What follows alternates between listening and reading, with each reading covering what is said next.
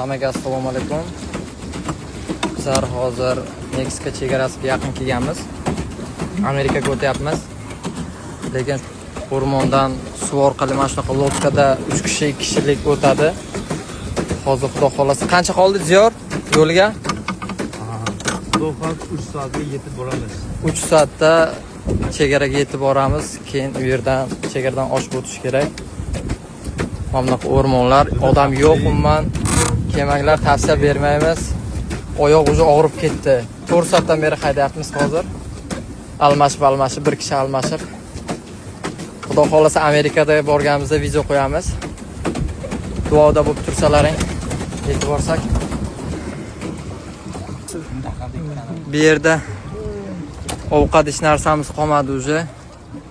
Yeb bo'ldik, suvlar qolmagan.